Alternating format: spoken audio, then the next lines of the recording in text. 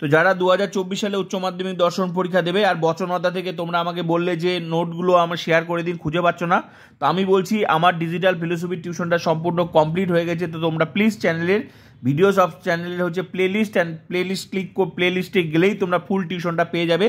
আর please নতুন হলে চ্যানেলটা প্লিজ সাবস্ক্রাইব করবে, সঙ্গে বন্ধুদেরকে শেয়ার করবে। একটা কথা মনে রাখবে, ইউটিউবে একমাত্র ডিজিটাল ফিলোসফি টিউশন আমার আছে, যেখানে পড়লে আর কোনো টিউশন নিতে লাগে না। যদি লিখিত পরীক্ষায় 80-80 পেতে হয়, যেমন প্রত্যেকটা অধ্যায় এমসিকিউ, এসিকিউ, লজিক, নোট, যে অধ্যায় থেকে সিলেবাস অ্যান্ড সাজেশন ভিত্তিক যা যা আছে, সিলেবাস অনুযায়ী যা আছে প্রত্যেকটা অধ্যায় থেকে 12টা অধ্যায় আমি কমপ্লিট করে দিয়েছি। তো প্লিজ এই অধ্যায় পড়ার সাথে বাকি অধ্যায়গুলো তোমরা পড়ে নেবে। যদি 100% রেজাল্ট পেতে হয় তো প্লিজ ফুল টিউশনটা পড়ে, আর প্লিজ সঙ্গে বন্ধুদেরকে শেয়ার করবে। তো বচন অধ্যায় থেকে লাস্ট নোট এটাই, এর সঙ্গে লজিকগুলো তোমরা দেখে নেবে। এরকম করে যুক্তি থেকে আরও মূলত 12টা অধ্যায় তোমরা টিউশনটা কিন্তু ফুল টিউশনটা প্লে লিস্টে গিয়ে দেখে নেবে। আর প্লিজ বন্ধুদেরকে শেয়ার করবে, আর নতুন হলে চ্যানেলটা সাবস্ক্রাইব করবে। তো চলো লাস্ট নোট বচন অধ্যায় থেকে কন্টিনিউ আমি তোমাদেরকে 3টা নোট শেয়ার করলাম। বাক্য বলতে কি বোঝো, উদাহরণসহ বাক্য ও বচনের মধ্যে পার্থক্য, এটা শেয়ার করলাম কিছুক্ষণ আগে। তারপর শেয়ার করলাম বচন বলতে কি বোঝো, উদাহরণ। এখন যেটা শেয়ার করবো, বচন বলতে কি বোঝো, উদাহরণসহ নিরপেক্ষ ও সাপেক্ষ বচনের মধ্যে পার্থক্য। আর কিছুক্ষণ আগে শেয়ার করলাম বচনের গুণ ও পরিমাণ থেকে যে নোটটা, সেটা শেয়ার করলাম। তো এই 3টা নোটই পড়লে মানে নোট, এখান থেকে 2টা প্রশ্ন আসবে, একটা নোট আসবে, একটা হচ্ছে লজিক আসবে। তো আমি নোটও কমপ্লিট, এগুলো সমস্ত নোট, প্রত্যেকটা ওটা নোট, লজিক সব কমপ্লিট করে দিই। এক্সট্রা ক্লাস চলছে, ঠিক আছে? তো এক্সট্রা ক্লাসও কমপ্লিট করে দিয়েছি। কিছু কিছু অধ্যায় থেকে যেটুকু দরকার আমি খুঁজে আরও ইম্পর্টেন্ট ক্লাস আমি তোমাদেরকে দেবো। পরীক্ষার সকাল পর্যন্ত আমার ক্লাস চলতে থাকবে। তো প্লিজ চ্যানেলটা সাবস্ক্রাইব করে বন্ধুকে শেয়ার করবে। তো লাস্ট নোট এটা দেখে নাও, সঙ্গে বাকি অধ্যায়গুলো তোমরা কিন্তু ফুল টিউশনটা দেখে নাও। তোমরা খুঁজে পাচ্ছ না আমি কোনো জানি না, প্লে লিস্টে গেলেই তো ফুল টিউশনটা পেয়ে যাবে, ঠিক আছে? যে অধ্যায় তোমার প্রবলেম, যে logic problem, MCQ problem, MCQ suggestion দরকার, এসিকিউ সাজেশন দরকার, সব তো দিয়ে দিচ্ছি। প্লে লিস্টে গেলেই তোমরা পেয়ে যাবে। নোট দরকার না লজিক দরকার, কোন অধ্যায় নোট দরকার, কোন অধ্যায় লজিক দরকার, পুরো তো একদম সিরিয়ালি সাজানো আছে, অধ্যায় ধরে ধরে আছে প্লে লিস্টে, একদম অধ্যায় ধরে ধরে।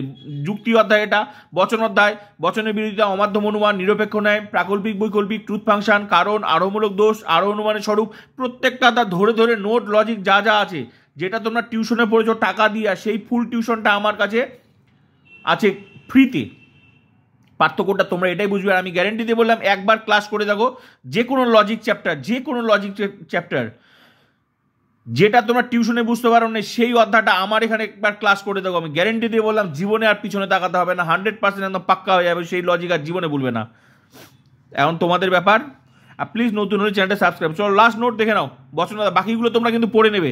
আর কার কোন অধ্যায় সমস্যা বুঝতে না পারলে কমেন্ট করবে, আমি আবার শেয়ার করবো, অসুবিধা নেই, আমি আছি তোমাদের জন্য।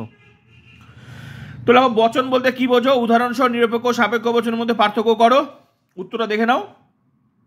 আমি কিন্তু আর এখন বুঝাবো না, বুঝিয়ে দিয়েছি অলরেডি। বুঝতে হলে বাকি এই নোটটা, সেম নোটটা বচন প্লেলিস্টে গিয়ে তোমরা বুঝে নেবে, ঠিক আছে? এখন জাস্ট আমি নোটটা শেয়ার করে দিচ্ছি। যে বাক্যে দুটি বিষয়ের মধ্যে সম্বন্ধ ঘোষণা করা হয়, এই সম্বন্ধ শর্ত নিরপেক্ষ বা শর্ত সাপেক্ষ হয় এবং বাক্যটি সত্য বা মিথ্যা বলে গণ্য হতে পারে, তাকে বচন বলে। আমি সব বুঝিয়ে দিয়েছি, এখন জাস্ট আমি নোটটা শেয়ার করছি। তো বুঝতে হলে প্লে লিস্টে গিয়ে এই সেম নোটটা আছে, যখন এই ক্লাসটা করেছিলাম তখন সেই ভিডিওটা দেখে ক্লাসটা বুঝে নেবে। নিরপেক্ষ বচন এবং সাপেক্ষ বচনের মধ্যে পার্থক্য।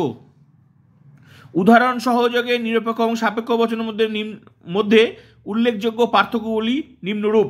1 নম্বর পার্থক্য কি? শর্তের প্রভাব। নিরপেক্ষ বচনে উদ্দেশ্য ও বিধেয়র সম্বন্ধ কোনো রকম শর্তের উপর নির্ভর করে না। অপরদিকে সাপেক্ষ বচনে উদ্দেশ্য ও বিধেয়র সম্বন্ধ যে কোনো শর্তের উপর নির্ভর করে।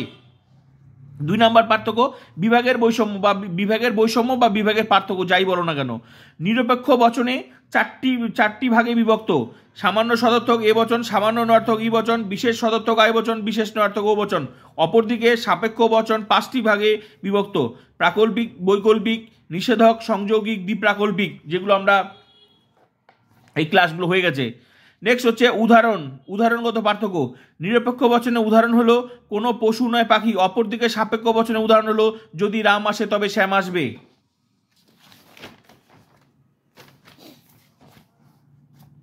নেক্সট অংশের পার্থক্য।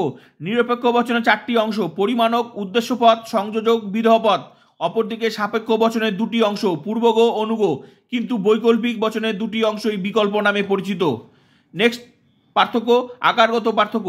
নিরপেক্ষ বচনের আকার হলো এস হয় পি অথবা এস নয় পি, কিন্তু অপরদিকে সাপেক্ষ বচনের আকার হলো যদি পি তবে কিউ এবং পি অথবা কিউ। নেক্সট পার্থক্য, গুণ ও পরিমাণগত পার্থক্য। নিরপেক্ষ বচনে গুণ ও পরিমাণ স্পষ্টভাবে উল্লেখ করা থাকে, কিন্তু অপরদিকে সাপেক্ষ বচনে গুণ ও পরিমাণ স্পষ্টভাবে উল্লেখ করা থাকে না। লাস্ট পার্থক্য, প্রকৃতিগত পার্থক্য। অযৌগিক বচন মাত্রই নিরপেক্ষ বচন, কিন্তু অপরদিকে সাপেক্ষ বচন মাত্রই যৌগিক বচন। লাস্ট প্রশ্ন, এই নোট শেষ। তো এই বচন অধ্যায় থেকে নোট দুই ধরনের প্রশ্ন থাকবে, মনে রাখবে। প্রত্যেকটা 5টা 8-এর আসবে, 5টা 8-এরই অথবা দেওয়া থাকবে, লজিক থাকবে আর নোট থাকবে। তো তোমাদের আমি কিন্তু ফুল টিউশন, সাজেশন আলাদা করে দিয়েছি। আমার টিউশনটাই হচ্ছে সম্পূর্ণ সাজেশন ভিত্তিক। যদি 100% রেজাল্ট যদি করতে হয়, আমি যা যা করে দিয়েছি, যা যা লিখে দিয়েছি, এক্সট্রা ক্লাস মেন ক্লাস করো। এক্সট্রা ক্লাস বলতে লজিক অধ্যায়ের এক্সট্রা ক্লাস, যেমন এটা যেমন এক্সট্রা ক্লাস, এটা তো নোট, যারা একটা নোট পড়লেই হয়ে গেল, এটার জন্য তো আর আলাদা নোট পড়ার দরকার নেই। যেগুলো লজিক ক্লাস সেগুলো হচ্ছে এক্সট্রা ক্লাস, যাতে সেই লজিক ঘুরিয়ে আসলো কিভাবে, ঠিক আছে? তো এইভাবে প্রত্যেকটা অধ্যায় কমপ্লিট করে দিয়েছি, দেখে নেবে প্লে লিস্টে গিয়ে ফুল টিউশন প্রত্যেকটা অধ্যায় ধরে ধরে, যদি 80-80 পেতে হয়। তো প্লিজ আর চ্যানেলটা সাবস্ক্রাইব, বন্ধুদেরকে শেয়ার করো, আর বাকি ক্লাসগুলো কন্টিনিউ করতে থাকো।